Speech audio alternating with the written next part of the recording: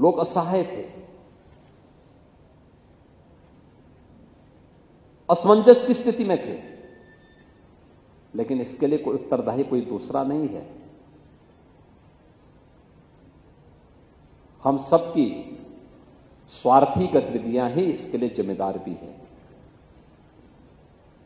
अपने स्वयं के स्वार्थ के लिए प्रकृति का दोहन करने की हमारी जो प्रवृत्ति है, इसने इस प्रकार की स्थिति हम सबके सामने पैदा की। अनेक नदियों के जल सूख गए, स्रोत सूख गए, सूखी पड़ी हुई थी।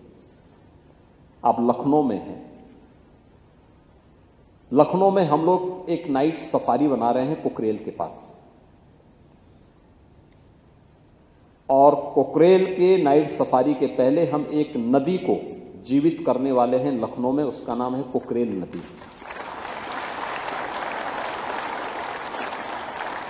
कभी कुकरेल नदी थी जो गोमती की सहायक नदी थी, आदि गंगा, गोमती को आदि गंगा भी कहते हैं। पीलीभीत से निकल करके और वाराणसी में ये मां गंगा के साथ इसका मिलन होता है।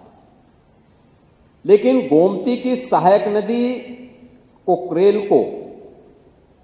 कुकरेल नदी को लोगों ने नाला बना दिया। नाला बना करके उसमें अवैध निर्माण कर दिए, कब्जे हो गए, और कब्जा इतना बढ़ा, इतना बढ़ा, इतना बढ़ा, पिछले 4 दशक में इतना बढ़ गया कि अब वह स्वयं ही न केवल नदी के लिए बल्कि यहां के पर्यावरण के लिए एक चुनौती बन गई थी।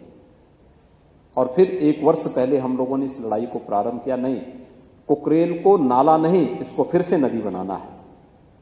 और नदी बनाने के लिए उस लड़ाई को यहां से लेकर के सुप्रीम कोर्ट तक हम लड़े, और मुझे प्रसन्नता है 8000 से अधिक ऐसे जितने इलीगल स्ट्रक्चर थे उन सबको हम लोगों ने उसके पेट से अब तक निकाल करके बाहर फेंका है, उसको हटाया है। जिनका पुनर्वास होना था उन्हें पुनर्वास भी किया है, जिन्हें दंडित करना था उन्हें दंडित भी किया है। और नदी, आप आश्चर्य करेंगे कि अभी 8000 स्ट्रक्चर हटे हैं, लेकिन इतने स्ट्रक्चर हटने के बाद नदी में पानी के नए स्रोत फूटते हुए दिखाई दे रहे हैं। यानी जब गर्मी थी, जब नदियां सूख रही थी, जल के स्रोत सूख रहे थे, तब कुकरेल में नए जल के स्रोत फूट